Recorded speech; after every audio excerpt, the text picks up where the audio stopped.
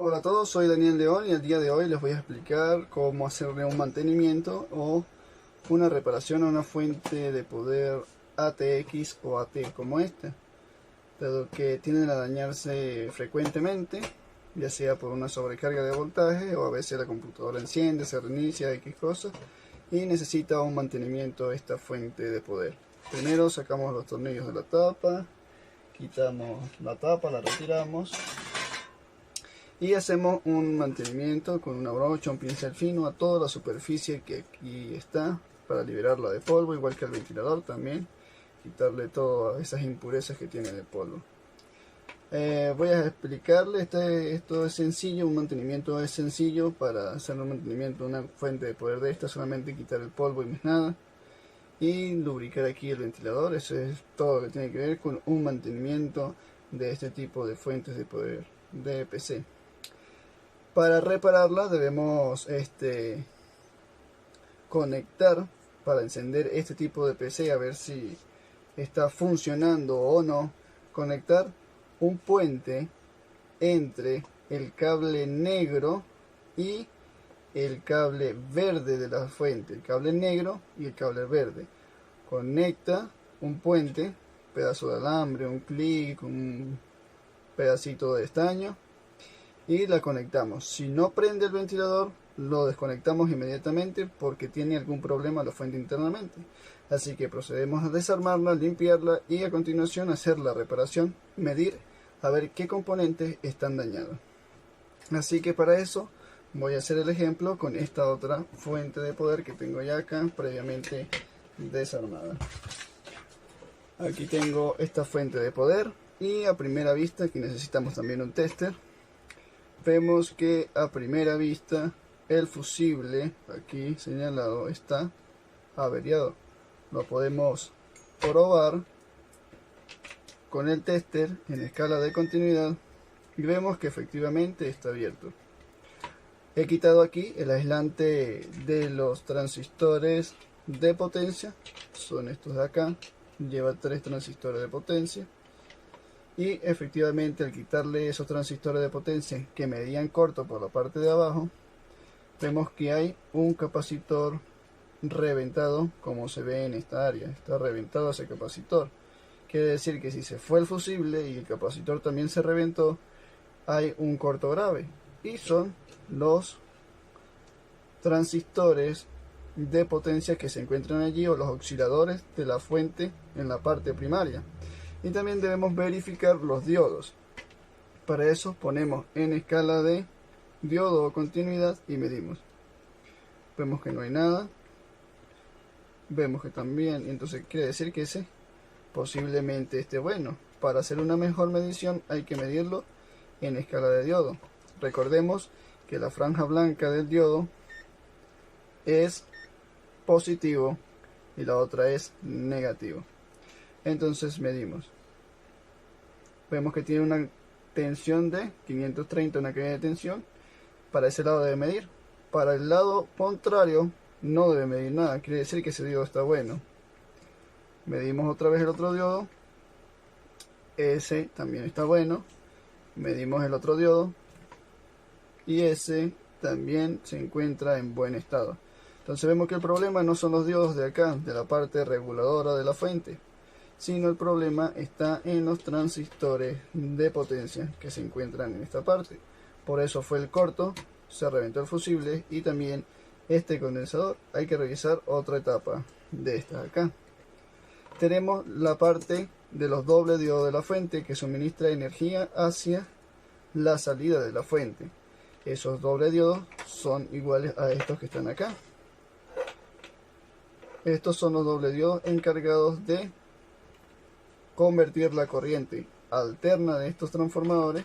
Están aquí, como es el transformador driver, que es de 5 voltios para el standby de la fuente, y también el transformador chopper, que genera los 12, los menos 12, los 5, los menos 5 voltios de la fuente y los 3.3. Cuando hacemos esa prueba de hacer un puente entre el cable negro y el cable verde, como está hecho acá, y no prende la fuente de poder de una vez, lo más probable es que tenga estos capacitores dañados. Como podemos observar acá, sencillamente vemos que este condensador que está acá está abombado y estos que están acá no están abombados, pero eso no me quiere decir de que estén buenos.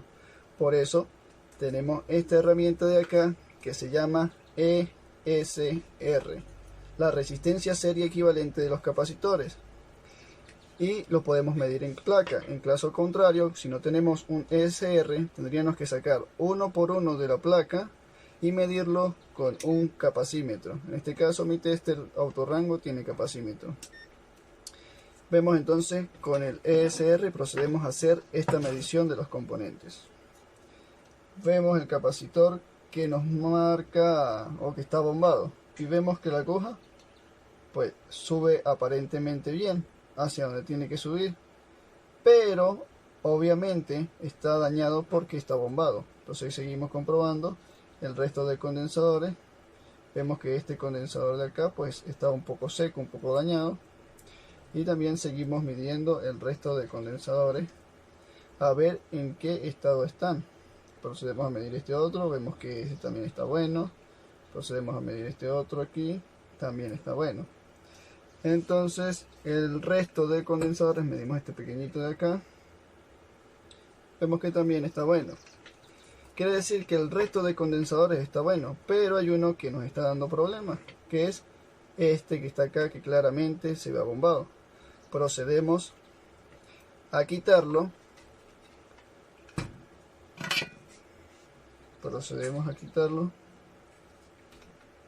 Y a colocar uno de los mismos microfaradios. Por ejemplo, este no se le ve ni siquiera el papel de cuántos microfaradios es, por lo dañado que está. Pero tengo una fuente similar y veo que este era el capacitor que se le había dañado, de 2200 microfaradios a 16 voltios, como se ve allí. Entonces procedemos a medirlo con el capacímetro y probamos a ver.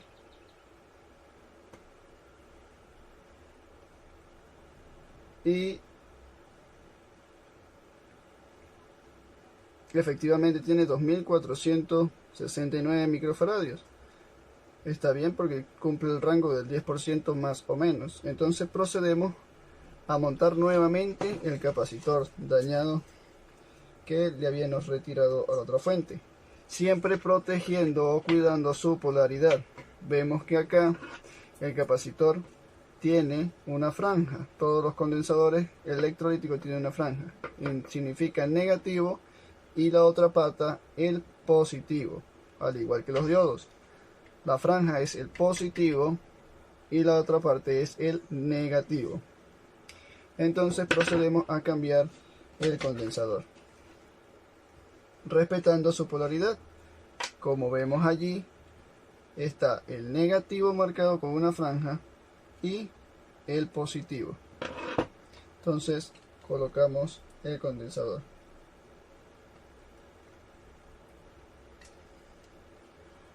Colocamos el condensador y procedemos a resoldarlo en esta etapa de acá. Procedemos a resoldar aquí el condensador.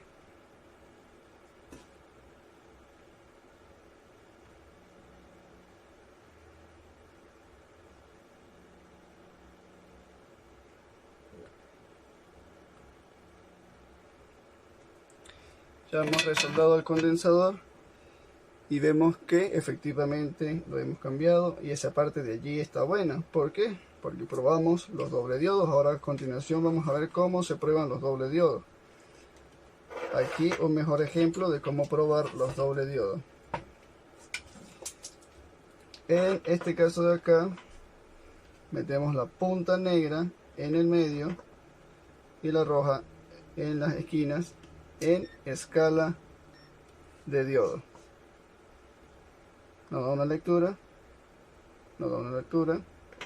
pero al revés no nos debería dar ninguna lectura, como efectivamente está pasando. No nos da lectura y aquí nos tiene que dar una lectura porque son doble diodos, es decir, dos diodos en un mismo componente. Medimos al revés y vemos que efectivamente los dobles diodos de esta fuente de poder no son el problema. El problema es los transistores MOSFET que se encargan de oscilar. Entonces probamos aquí, colocamos el negativo en función de continuidad y medimos. Vemos que esta pata es la misma que esta y medimos. No tiene que dar continuidad y da continuidad. No tiene que dar continuidad y también da continuidad. Hacemos todas las mediciones posibles y todas las mezclas posibles en este mismo transistor para descartarlo. Y vemos que todas las patas tienen continuidad. Quiere decir que este transistor está dañado. Probamos ahora este otro transistor. Este es el común. Vemos que no da ninguna lectura. No da ninguna lectura. Lo probamos al revés. Tampoco. Y tampoco. Probamos las patas. Y hacemos las mayores mediciones que podamos. Y vemos que efectivamente no está dañado. Lo ponemos en función de diodo. Y probamos nuevamente. Tiene que dar mediciones en un solo sentido. Aquí no nos da. Aquí nos da. Ponemos al revés. Y vemos que efectivamente la medición ya no está.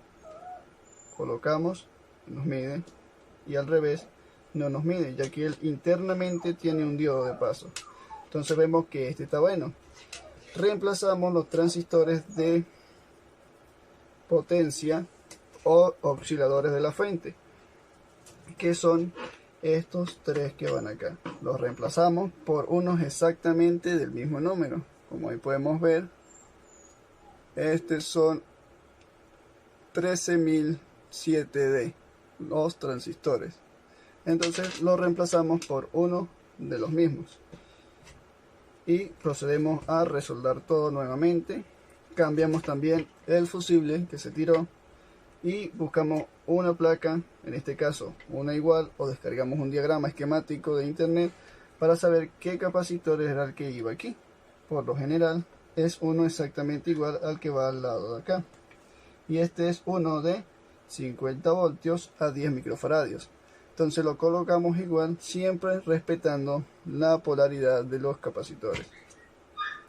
Procedemos a armar toda la fuente nuevamente en su cajón, en su case, y la procedemos a probar. Aquí tenemos otra vez la fuente, acá, que es una AT, en este caso esta es una ATX.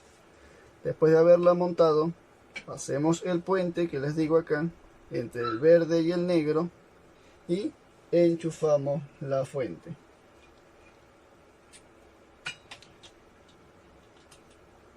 Y vemos que está arrancando el ventilador nuevamente. Allí se ve, se escucha también, y se ve que el ventilador está funcionando. Y entonces de esta manera podemos reemplazar, diagnosticar los componentes dañados y así volver a recuperar nuestra fuente de poder que se nos haya averiado por alguna u otra ocasión, ya sea un choque de corriente, se nos fue la luz y llegó de repente y se dañó. Entonces de esta manera podremos hacer mantenimiento y reparación de nuestra fuente de poder y así pues resolver muchos problemas y quitarnos inquietudes de la cabeza. Y procedemos entonces a medir aquí, como tenemos la fuente ya funcionando, a medir los voltajes de salida. Ponemos acá, tenemos en escala de resistencia, bajamos hacia voltaje y voltaje DC como mencioné acá. Amarillo, 12 voltios. Rojo, 5 voltios. Nos vamos hacia el azul, tiene que ser menos 12 voltios.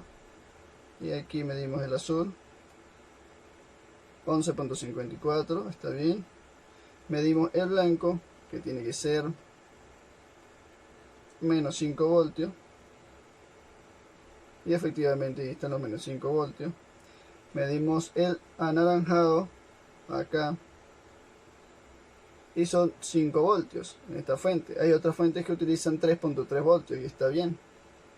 Entonces de esta manera vemos que la fuente entrega sus voltajes correctamente, no varían y podemos arreglar pues la fuente de una manera práctica y fácil.